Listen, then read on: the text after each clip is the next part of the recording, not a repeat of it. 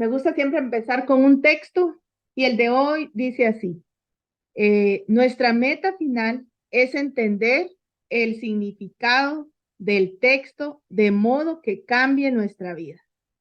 Es un apasionante viaje, pero exige un trabajo serio y riguroso. Y obviamente no se pueden hacer atajos. Esa es la idea de hoy, nuestra cuarta clase.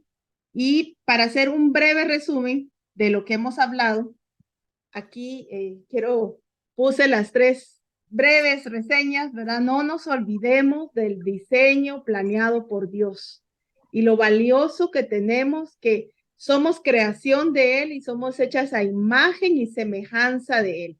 Y como mujeres también somos, para poder, o existimos, o Dios nos creó también con la bendición de ser ayuda idónea, ayuda adecuada, un complemento. Dios nos diseñó diferentes, pero para que nos complementemos. Pero también no olvidemos que hay un enemigo, que él constantemente y desde Génesis, ¿verdad? Está buscando cómo destruir ese diseño de Dios. Y ha hecho muchas cosas desde ese entonces hasta nuestros días. Entonces no olvidemos que también esa rebelión que él tuvo en Génesis 3 fue la primera rebelión. En Génesis hay más rebeliones, cuando hablan de Génesis 6, Génesis 11, cuando hablan de ángeles que Dios tuvo que, digámoslo así, castigar y destituir del cielo. Es un tema muy grande hablar de esas partes, ¿verdad? Pero también como hijas de Dios, como conocedoras o nosotros que estamos caminando en la gracia, reconocemos que Jesús es el único que puede restaurar ese orden que Dios puso, porque Satanás lo que quiere es que vivamos en desorden. En la clase 2 hablamos precisamente de eso, cuánto nosotras como mujeres lo que más debemos hacer, es no olvidarnos del modus operandi de Satanás. Él es un usurpador, él es un mentiroso y él busca la manera en todas nuestras áreas de hacernos, de desviar nuestra mirada que debe estar en Dios y ponerla en otra cosa, en otra distracción, para que nosotras no hagamos la voluntad de Dios. Y lo que Dios quiere es que trabajemos como complementos y no con competencias, que quién es más, que si nosotras somos mejores, que los hombres. Ese no fue el diseño de Dios, eso no es lo que Dios quiere. Y en la tercera clase que hablamos la primera de Corintios y capítulo 11 y capítulo 14, el propósito y lo que más hablamos fue hacernos las preguntas para ver, sobre el autor, sobre la audiencia original que va a tener el pasaje, que es necesario hacer eso antes de meternos al tema complejo de la escritura. Y también entender que la comprensión del pasaje debe ser congruente y sin contradicciones.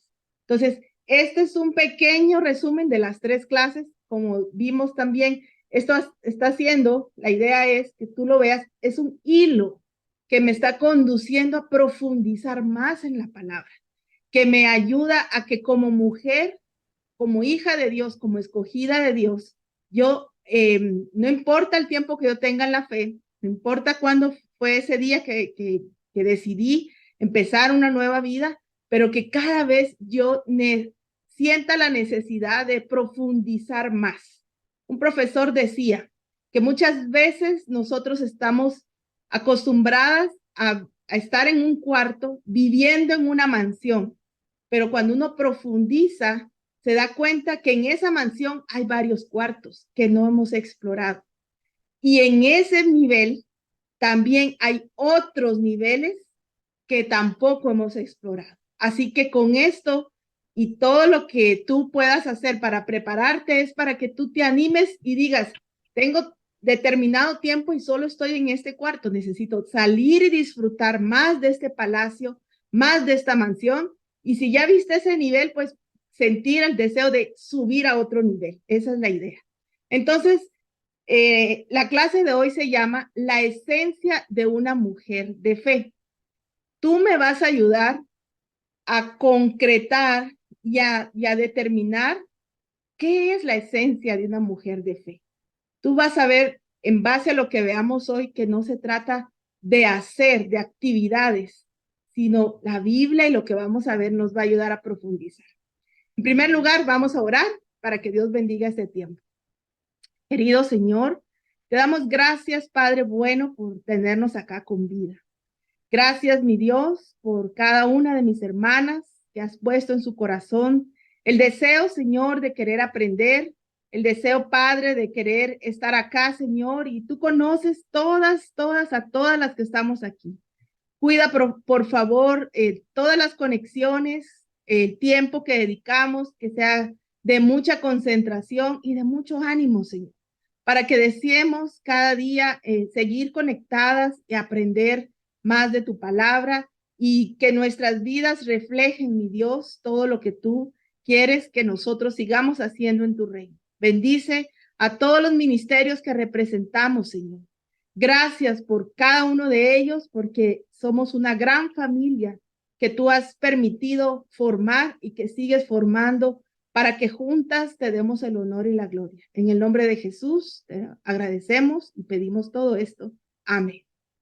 Entonces, antes de ir a la escritura de 1 Timoteo 2, del 11 al 15, que es el tema de hoy, déjeme decirte que es una de las escrituras que los estudiosos, no tú ni yo, sino estudiosos, gente que tiene años profundizando, dice que es uno de los versículos más controversiales de toda la Biblia. Así que no es fácil entrarle a estas escrituras, ¿verdad?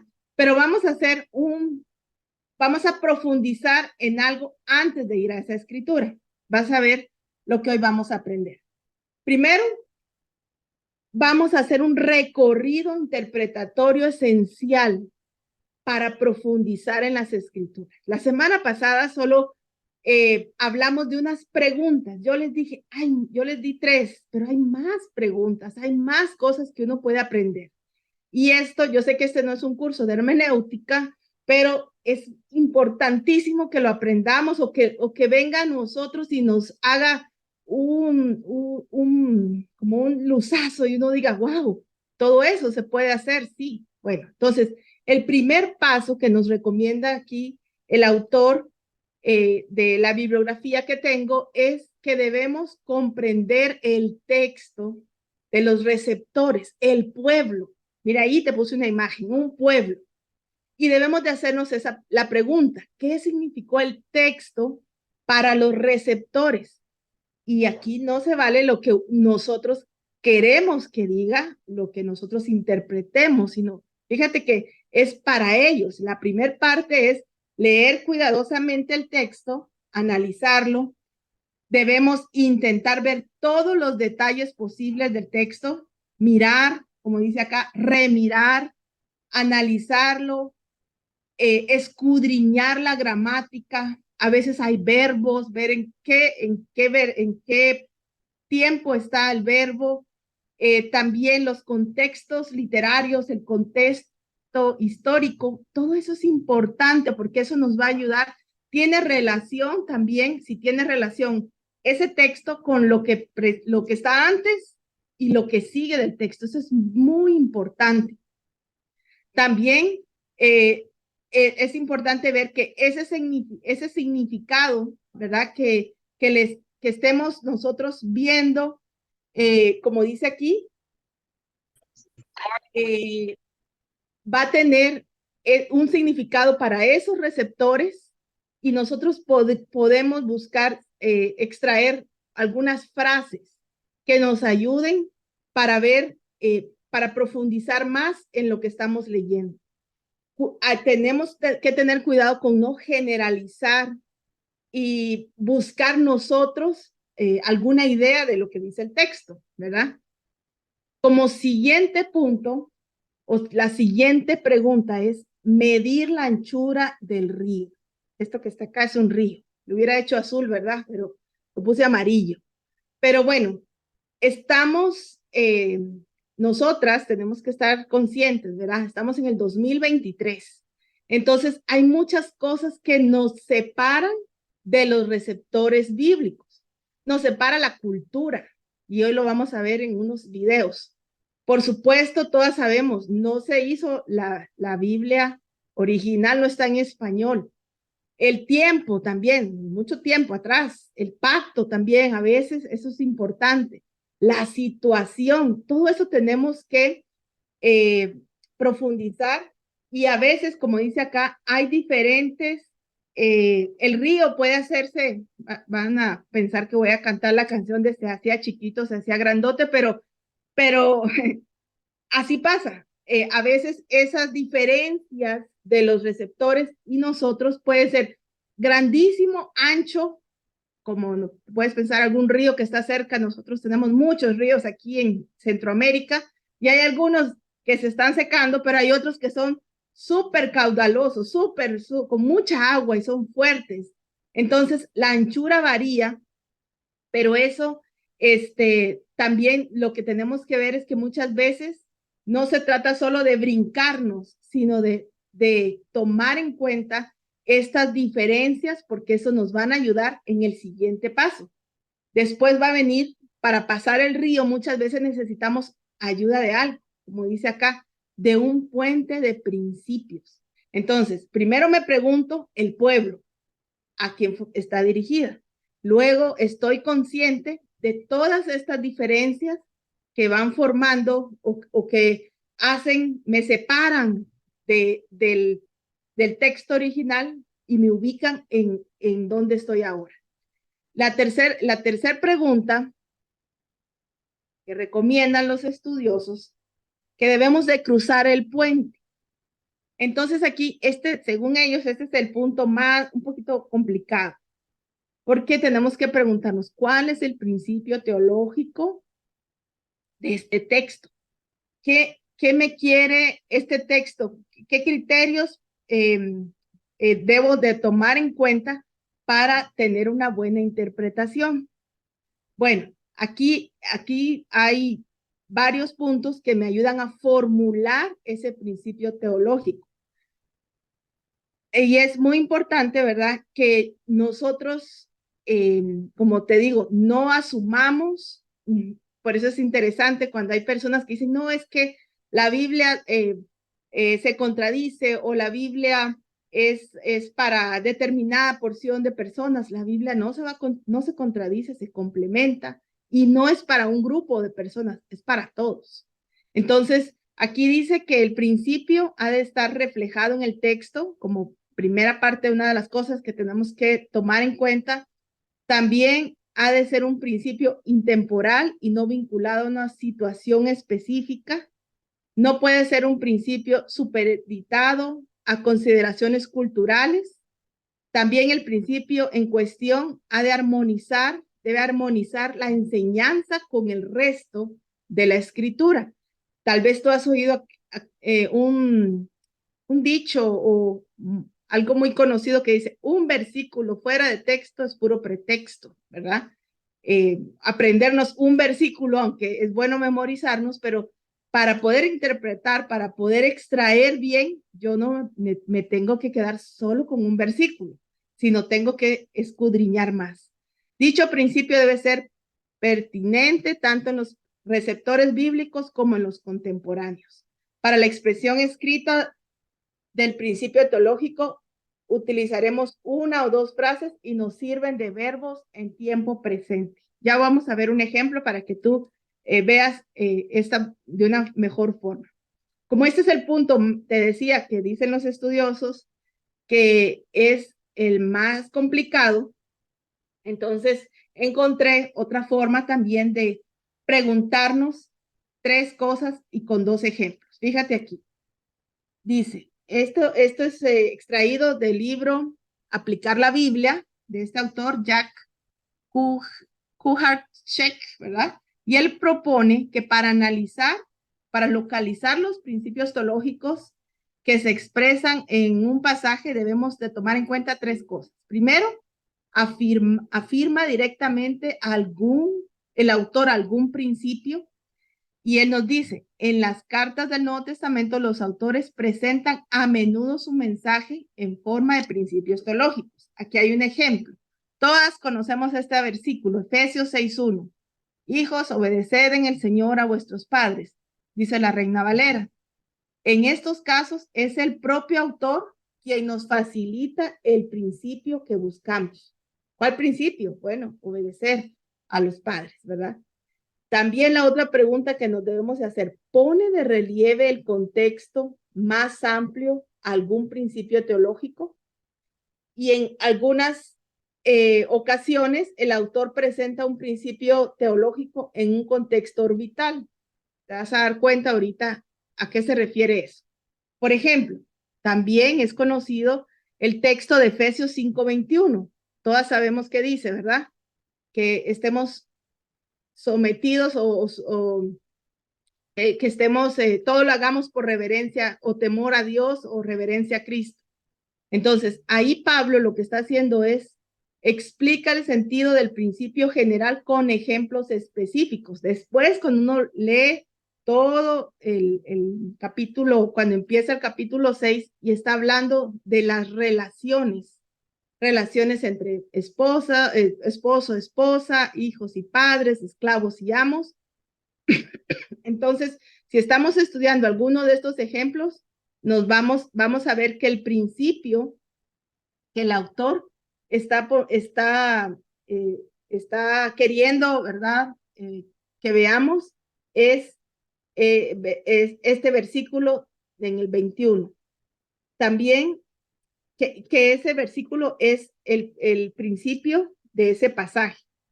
También nos debemos de preguntar por qué dieron los autores algún mandamiento o una instrucción. Y tras de eso, ¿verdad? Ahí es donde vamos a encontrar ese principio teológico esencial. Entonces, aquí yo te puse primero el pueblo, luego estar conscientes que hay un río o que hay medir la anchura de todas las diferentes situaciones que tiene el texto. Si lo vemos en el tiempo en que se escribieron a nuestros tiempos. Y luego encontrar principios teológicos. Y el cuarto paso dice comprender el texto y nos debemos de preguntar cómo deberíamos aplicar en nuestros días ese principio a nuestras vidas. Entonces, aquí les puse un ejemplo de una escritura que todos conocemos, que es Mateo 28, 18 al 20. Aquí ya están digámoslo así, señalado cosas importantes que se extraen de estas escrituras. Vemos nombres claves como autoridad, naciones, y vemos 3 verbos muy importantes, que es hacer, bautizar y enseñar. Y al final, ¿verdad? Es que dice aquí, hasta el fin del mundo. Es digámoslo así, es ¿cuándo será? Nadie sabe. Entonces es algo desconcertante, digámoslo así, no tenemos un tiempo. Entonces, antes de ir a nuestra escritura de hoy, imagínate, piensa en estos 4 pasos. Pensar en el pueblo, estar consciente de ese río, buscar principios teológicos o digámoslo así, si son mandamientos, si son promesas, todo eso lo podemos descubrir cuando profundizamos. Y de ahí ya se nos va a ser más fácil encontrar cuál es lo que nosotras vamos a tomar para cambiar nuestras vidas, que esa es la meta que todos tenemos. Nadie, bueno, no es esa la meta, solo leer y leer y leer, pero no transformarnos. La idea es profundizo y lo tomo, ¿verdad? El estudio, pero no solo para conocer, sino para aplicarlo a mi vida. Entonces, no se me han perdido, ¿verdad? El texto de hoy es este. Dice así: la mujer debe aprender con serenidad, dice, esta es la versión NBI, con toda sumisión.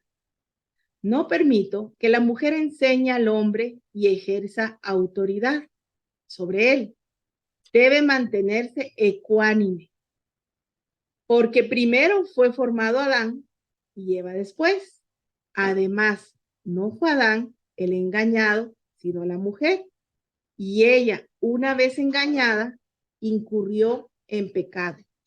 Pero la mujer se salvará siendo madre y si permanece con sensatez en la fe, el amor y la santidad. Yo estoy segura que todas hemos leído esta escritura, pero no la entendemos por completo.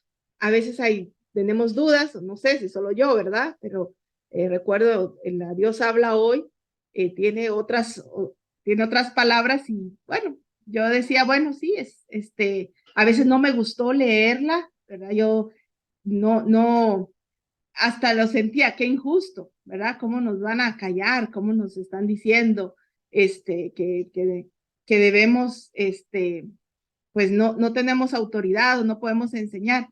Como les digo, recordemos el enemigo, el usurpador y el mentiroso, que ha buscado desde hace mucho tiempo que nosotras usurpemos nuestra posición, nuestro papel, y sin duda ha puesto muchas ideas en nuestra cabeza y nos ha hecho luchar muchas veces por no hacer las cosas como nosotras queremos, pero la verdad cuando no estás enfocada en ganar, sino estás enfocada en que lo que queremos es darle la gloria a Dios, entonces vas a recordar ese diseño que Dios nos dio.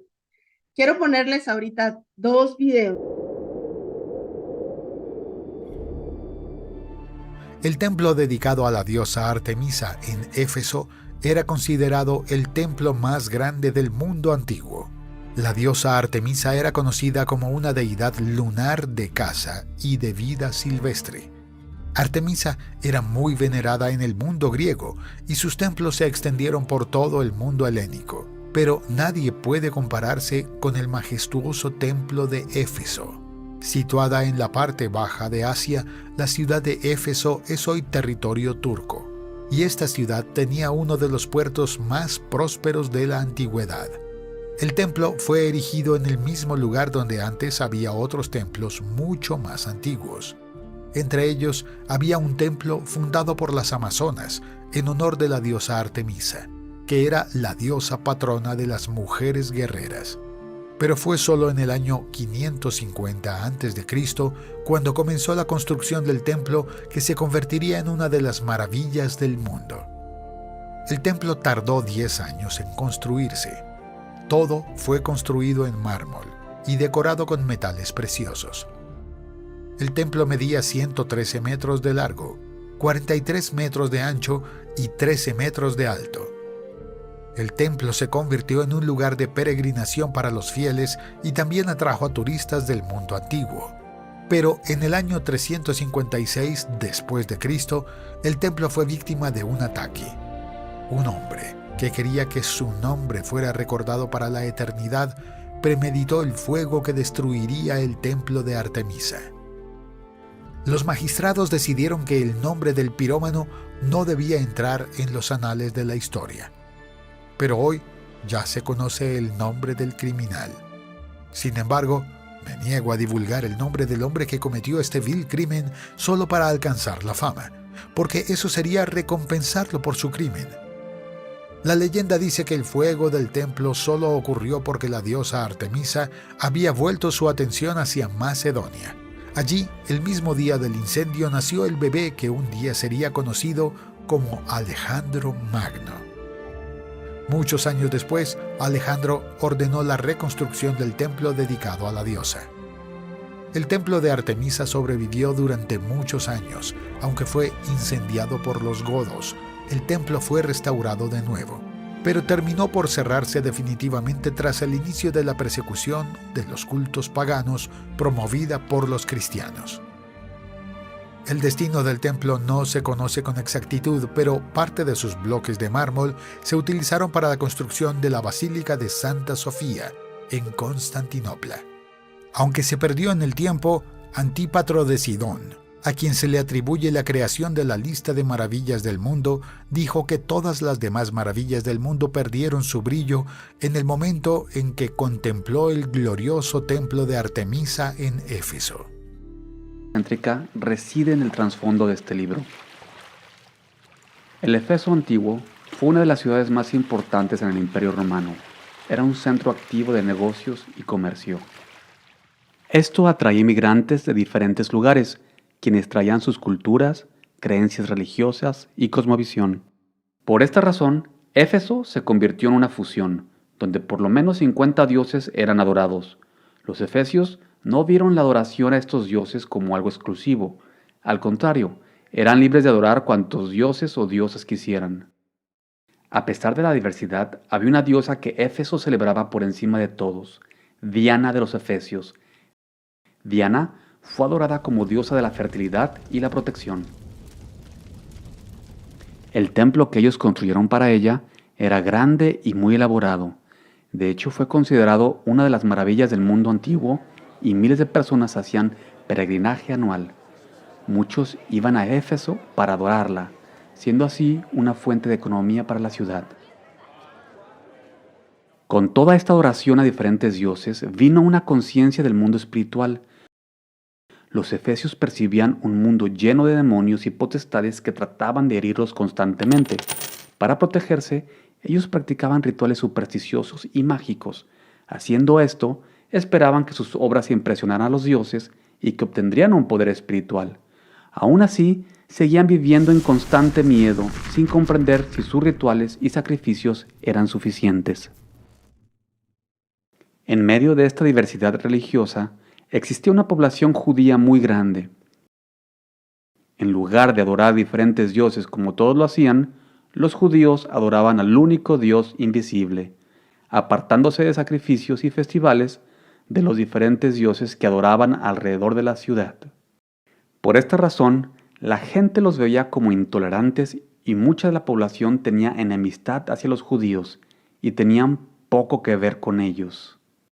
Cuando Pablo vino a Éfeso, vino con el poder del Espíritu Santo. Por 3 años, Dios usó a Pablo para romper la oscuridad y el miedo del mundo espiritual que había atrapado a tantos en este lugar. Miles de personas en Éfeso y a través de todas las provincias romanas de Asia reconocieron que solo a través de Jesús ellos podían permanecer en contra de todos los demonios y los poderes espirituales que los amenazaban. Tanto se convirtieron en seguidores de Jesús que hubo una reducción notable en los peregrinajes de visita a la diosa Diana. Cuando Pablo escribió esta carta, habían pasado 6 años desde que él dejó Éfeso. Durante ese tiempo la iglesia siguió creciendo a lo largo de toda la región entre los judíos, pero aún más entre los gentiles. Desafortunadamente, aunque se convertían en seguidores de Jesús, muchos de estos gentiles cristianos llevaban con ellos cosmovisiones enfermizas de su pasado. Ellos continuaron temiendo la oscuridad del mundo espiritual a sus alrededores. Tenían dificultades de dejar su vieja identidad, siendo personas que eran como peones insignificantes de dioses indiferentes y víctimas de espíritus malignos. Junto a esto, la hostilidad previa entre judíos y gentiles se trasladó a la iglesia. Eso les generó divisiones y orgullo entre ellos. Cada grupo afirmó ser más espiritual que el otro. ¿Qué pensaron de lo que vimos? ¿Es algo nuevo para ustedes? ¿Fue nuevo? ¿Ya lo sabían? ¿Nos cambia el panorama? Si volvemos a leerlo, entendemos más cosas. Vemos el trasfondo de Éfeso, vemos también Pablo estaba confiándole a Timoteo algo muy importante aquí, ¿verdad? ¿Por qué? Porque Pablo quería cuidar el orden, como lo vimos la vez pasada, el orden eclesiástico. Él estaba más pendiente, o su deseo era seguir cuidando la iglesia que él había fundado, que sin duda había crecido y como vimos, tenían muchos gentiles, ¿verdad? Tenían trasfondos y esas cosas estaban siendo, digámoslo así, se estaban infiltrando en la iglesia. Cuando él regresa y él se da cuenta de todo esto, él toma a su discípulo, a Timoteo, y le dice, ¿verdad? Que le habla de estas cosas para que Timoteo también sepa, digámoslo así, la línea o las cosas que tienen que cuidar para mantener el orden. De hecho, 1 Timoteo antes del 11 está hablando igual de la vestimenta de la mujer, que los hombres oren con las manos levantadas, que no tengan nada en su corazón. O sea, son instrucciones que Pablo le está dando a Timoteo para seguir cuidando el orden a nivel eclesiástico. Pero voy a dejar que 2 personas puedan comentar qué pensaron. Muy importante lo de la diosa porque nos va a servir para el versículo 15. No sé si alguien quiere compartir algo de lo que hemos visto hasta ahorita. Sí, Lorena. Okay. Hola, buenas noches. Gracias, Elizabeth. La verdad es que miraba el video y relacionaba con la escritura y yo creo que, como decía, o sea, sí cambia la perspectiva porque podemos entender mejor por qué Pablo mandó estas instrucciones. Porque como había tanta diversidad de culturas y de personas en Éfeso, pues obviamente afectaba a la iglesia, pues, porque ellos dice que llevaban sus cosas, su identidad pasada, venían y la involucraban en la iglesia y pues lo que Pablo decía aquí no era precisamente que la mujer era como un cero a la izquierda, no era eso, sino que tenía que haber respeto, que debíamos de saber callar en las reuniones de formación, porque sí vemos en la Biblia que había mujeres que eran profetisas, o sea, que podían profetizar, que decían cosas, pero tiene que haber un orden. Yo me ponía a pensar en nuestra cultura ahorita, pues, o sea, lo que vimos en la segunda clase creo que fue acerca del feminismo, o sea, cómo nosotros, o sea, como cristianos, estas cosas se pueden infiltrar en la iglesia y querer venir nosotros como mujeres a usurpar un papel que Dios no nos ha dado en la Biblia. O sea, no es que nosotros no podamos hacer nada. El caso es ahorita, pues tenemos una mujer enseñándonos, pues alguien que se ha preparado, que ha profundizado, que ha ido más allá, ¿verdad? De lo normal. Y esto es increíble porque, o sea, uno que más o menos hace pininos en esto, o sea, más rápidamente te abre la mente y uno dice, ah, es por esta razón.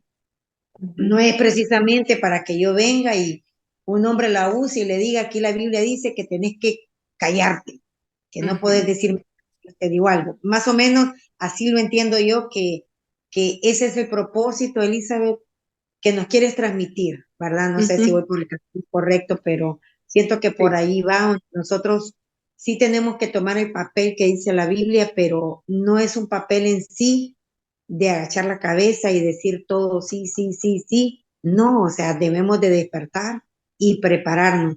Creo que me gusta mucho esto, o sea, me gusta porque, como decía, no solamente es el conocimiento, ¿verdad? Sino llevarlo a nuestras vidas y saber discernirlo, porque tampoco es que vamos a venir a hacer en rebeldía, a decir al esposo, ¿verdad? No, la Biblia dice que yo también tengo derecho a mandar, o sea, no sé, yo lo siento así para mí, ¿verdad? Que es como, ojo, cuidado, porque también el conocimiento nos puede perder.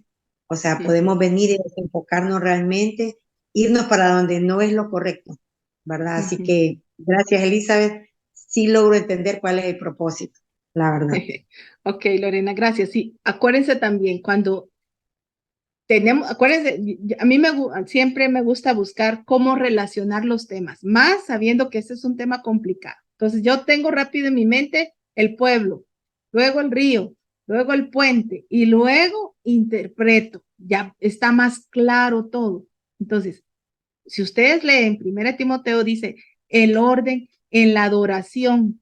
Entonces, esto Pablo está instruyendo a Timoteo una forma ordenada para la adoración, para la, digámoslo así, el servicio, el culto, ¿verdad? Ese orden eclesiástico. Eso es lo que Pablo le está diciendo.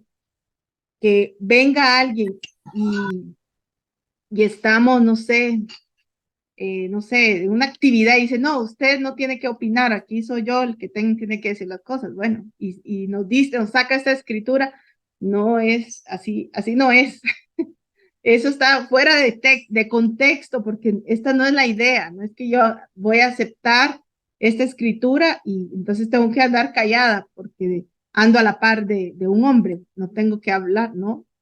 Por eso les digo, tenemos que saber a quién era, cuál era el propósito de Pablo para enseñar esto, qué veía, qué estaba pasando. Y como les dije, no perdamos de vista lo de la diosa, porque es importante. Entonces, lo que decía Lorena es justo lo que viene ahorita, ¿verdad? Aprendemos que Pablo no permitió que las mujeres enseñaran en el escenario de la adoración. Sin embargo, eso no significa que nos anule por completo. Esa no es la intención. Y si alguien lo ha usado, lo está usando mal, porque esa no fue la intención, no era eso lo que quería hacer. Entonces, ¿por qué? Porque se sabe y hay otras escrituras que respaldan todo esto. Las mujeres podían ser maestras, podían instruir, y lo vamos a ver, esta es la otra escritura que vamos a ver, la otra semana no hay clases, es dentro de 15 días. Ahorita les voy a decir algo. Pero eso está en Tito. También podía, si la intención, imagínense, Pablo está instruyendo a Timoteo. Pablo sabe quién fue Timoteo. Todas sabemos que Timoteo fue un siervo, pero instruido por quién? Por su abuela y por su madre. Entonces, es incoherente, no, como que no casa, como que no nos podemos contradecir. Pablo no se está contradiciendo, pero hay gente que usa estas escrituras para hacernos, bueno, si te han hecho sentir mal a ti, si te han ignorado, o bueno, no es la intención del autor de esta carta. Y no era ese el propósito. Y recordemos también que en el diseño de Dios, planeado por Dios, diseñado por Dios, nunca está hacernos más o menos, sino nos hizo iguales. En un sentido, distintos en diseño, como se llama el libro, ¿verdad? De John MacArthur, pero con un mismo valor, ¿verdad? No tiene más. Aquí también hay otros ejemplos de Priscila y Aquila, ¿verdad? Ambos juntos, como trabajo en equipo, enseñaron a Apolos, y ahí está en Hechos 18. También Ana era profetisa, y la vez pasada también en Corintios, Pablo está diciendo que profetizaban y que oraran. Lo que hablamos, ¿verdad? De la situación del pelo largo, hablamos del velo la semana pasada. También las hijas de Felipe, en Hechos 21, también profetizaban. Entonces, como les digo, es muy claro que para Pablo, no era que estaba diciendo que no enseñen las mujeres. No, Pablo no está diciendo eso. Está solo haciendo un orden para ejercer autoridad en el contexto eclesiástico, ¿verdad? Entonces, si a algunas no les gusta eso, bueno, ahí sí, es muy claro que es ahí. ¿Por qué? Porque no debemos tener el control nosotras, sino, como decía Lorena, ¿verdad? No fuimos diseñadas para eso, pero eso no quiere decir que seamos inferiores, simplemente es un orden. Entonces, vamos a ver aquí en el versículo 13 y 14, que es donde habla sobre la parte de Adán y Eva. Entonces aquí hay un verbo, hay una palabra, ¿verdad? Que es gar. Se usa en este contexto para expresar causa o razón. En este contexto del versículo 13 y 14, lo que Pablo está aclarando es la razón de su prohibición, no la causa. Pablo ahora da la razón de sus comentarios anteriores. Este personaje, ¿verdad? George King señala, el motivo de la prohibición es ahora dado. Es el orden de la creación de Adán y Eva como los arquetipos de hombre y mujer y la implicación de este orden para la cabeza y la sumisión en tales relaciones. Otros eruditos, estudiosos, notan el entrenamiento rabínico de Pablo y las herejías promovidas en Éfeso, como lo mencionó el video, para explicar su razonamiento. Entonces, definitivamente no es, ay, Pablo está recordando que el hombre es primero y entonces nos está humillando, nos está haciendo, nos maja, nos pone en pie, ¿verdad? Nos machuca. No, solo ayer también en otro curso que yo estoy llevando, ¿verdad? El Oscar Figueroa mencionaba, todas las veces que sea necesario, a dónde tenemos, cuál debe ser nuestro punto de partida, Génesis, para recordarnos del origen, para recordarnos de ese diseño que Dios creó. Entonces, lo mismo está haciendo Pablo, cuando habla de Adán, cuando menciona, no es que esté diciendo, les está diciendo que qué mal la mujer que se dejó engañar por la serpiente, ¿no? Les está haciendo el recordatorio que ese es un orden y que ese mismo orden es el que se debe seguir a nivel eclesiástico.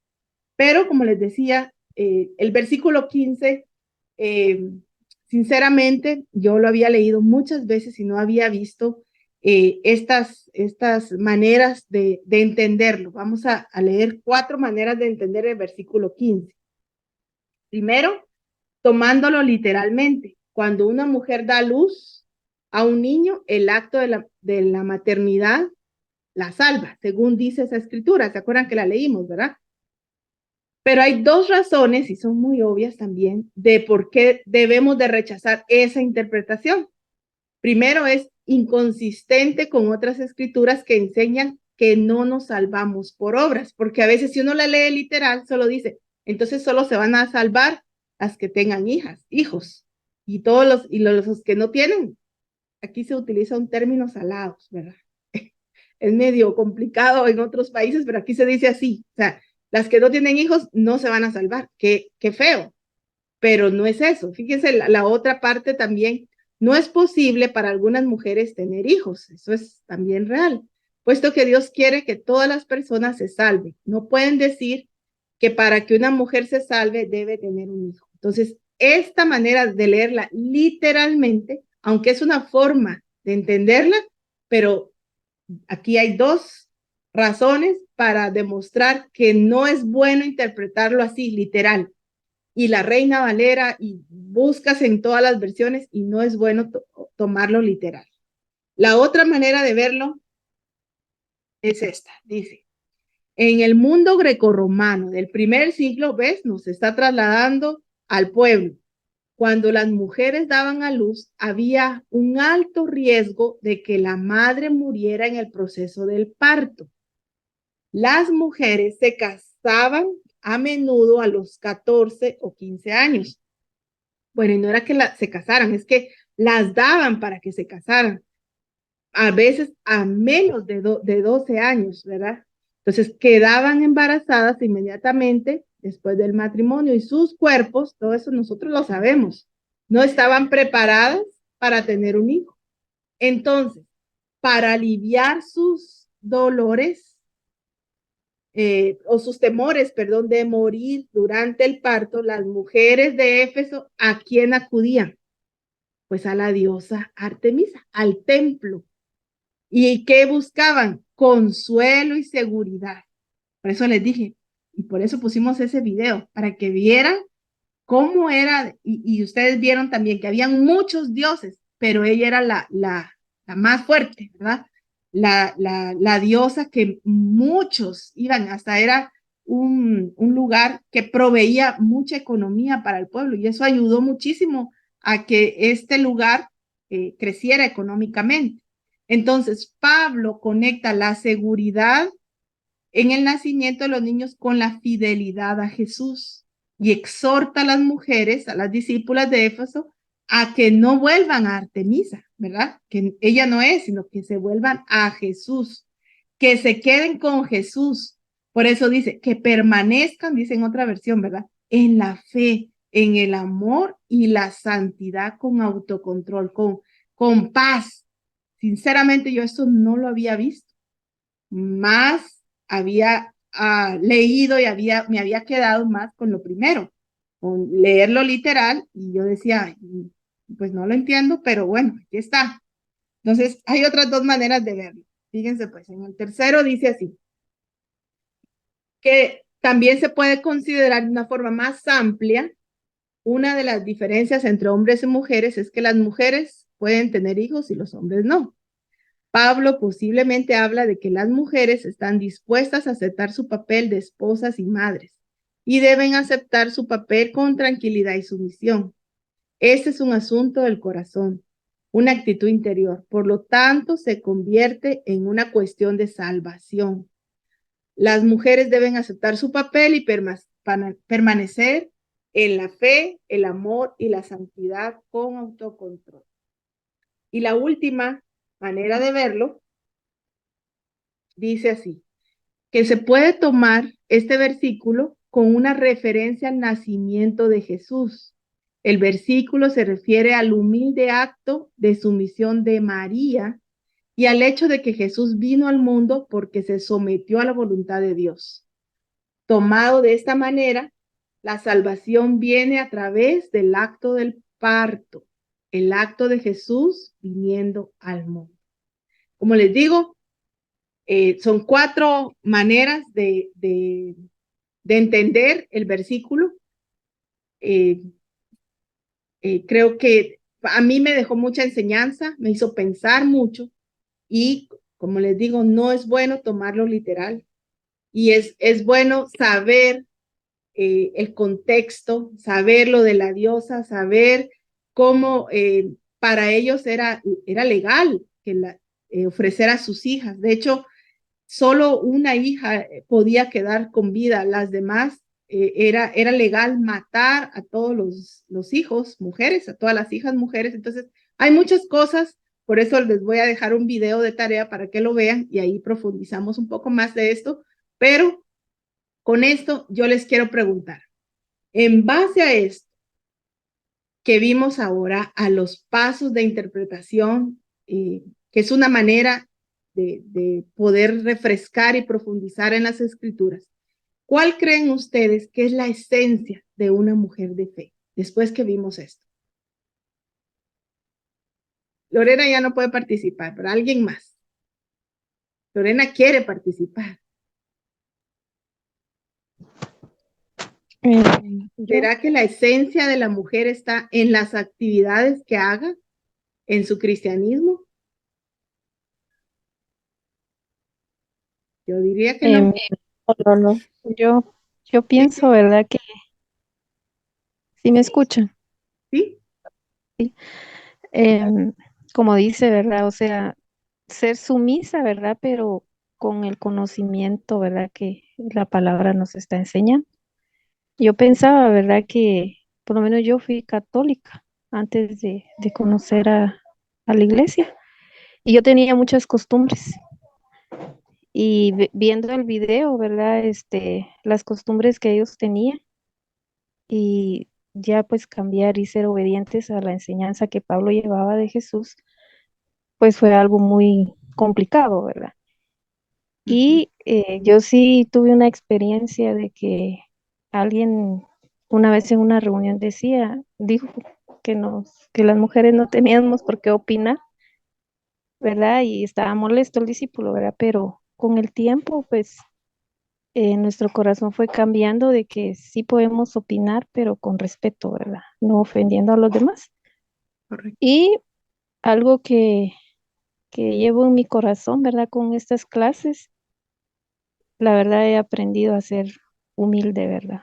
Porque yo he sido una mujer pues tranquila a la vez, pero sí con un carácter me crecí muy, bueno, yo he decidido, yo soy independiente, lo que yo digo, ¿verdad? Y al ver estas clases y con esta escritura, digo, no, o sea, tengo que tomar el ejemplo como veíamos en la otra escritura de la pareja de esposos, ¿verdad? Que ayudaba a Pablo, Priscila y Aquila, y otras muchas más mujeres que ellas ayudaban, ¿verdad? Como dices, la ayuda, no la autoridad, ¿verdad? Entonces me deja mucha enseñanza con los videos, a mi esposo le gusta mucho estudiar eso, ¿verdad? Y ahorita que los estaba viendo, él siempre me ha dicho eso, mira, es que esto existía, esto era así, y todo, ¿verdad? Entonces yo regresé a mi mente ahorita, sí es cierto, ¿verdad? Cómo comparar, cómo profundizar cada área, porque pues como tú decías, ¿verdad? Solo leer la escritura y ahí, ¿verdad? Pero no es eso, ¿verdad? Sino ver la esencia, ¿verdad? De cada palabra que Pablo, ¿verdad? Nos explica ahí. Ujú, Ese amor profundo que debemos de tener hacia la Biblia, ¿verdad? ujú, Esa esencia, ¿verdad? De sentir, yo soy una hija de Dios, pero como tú decías, no solo de hacer, ¿verdad? O sea, ujú, no solo de apariencia o de decir qué hago, sino sentirlo en mi corazón y ponerlo en práctica. Muchas ujú. gracias por la enseñanza. Ok, gracias. Sí, definitivamente, yo pensaba, la esencia, lo que a mí me ha dejado, la esencia de una mujer de fe es aquella que profundiza en la palabra, que que la escudriña, que la exprime, que le saca, como decimos, ¿verdad? El jugo, le hace un punch. No es la que lee ligeramente, la que está afanada por todo, no, sino la esencia de nosotras debe ser profundizar en las escrituras, enraizarnos en las escrituras, comprometernos a profundizar, pero no solo, o sea, no solo pasarnos así por encimita, sino eh, penetrarnos, ¿verdad? Entonces, eso es lo que hoy les tenía programado. Como les dije, yo también aprendí, yo también vengo de un trasfondo católico, yo iba a ser monja y yo también vengo de un hogar donde a mí me tocó trabajar, a mí me tocó sacar adelante mi familia y eso me hizo muy independiente y eso me hizo súper autosuficiente. Algunas conocen un poquito de mi historia, otras quizá no, pero eso a veces, por supuesto, que va a chocar con la Biblia, ¿verdad? Pero eso es parte de la transformación. Qué bueno que choca porque eso es lo que necesito cambiar, eso es lo que necesito pulir, eso es lo que necesito seguir transformando para glorificar a Dios. Y tomar en cuenta siempre, Efesios 5:21 habla de estén sujetos los unos a los otros por reverencia a Cristo. Todo es Cristo. En una de las clases yo les dije todo esto me lleva a verme y a ver y darme cuenta. Esto no se trata de mí, se trata de Dios. Se trata de reconocer ese diseño que original, ese diseño planeado por él y también estar conscientes, porque eso también he aprendido, estar conscientes, el enemigo, el usurpador, el mentiroso, el difamador, él es astuto y él va, no se ha cansado tantos años y no se ha cansado y no se va a cansar y nos conoce a todas muy bien y va a buscar siempre la manera de demostrarle a Dios. Es tan orgulloso que le quiere demostrar a Dios que el crearnos a imagen y semejanza fue un error de Dios. Entonces, imagínate, cuando nosotros usurpamos nuestra posición, estamos dándole la victoria a Él y yo quiero darle la victoria a Dios. Entonces, a pesar que yo tengo también muchas cosas de mis vivencias, de cómo crecí, de cómo salí adelante, pero eso sí me formó, me dio carácter. Eso es, hay cosas que son buenas, no todo es malo, pero obviamente sí debo de, como dijiste, debo de aprender a hacerlo de la manera correcta, con amor.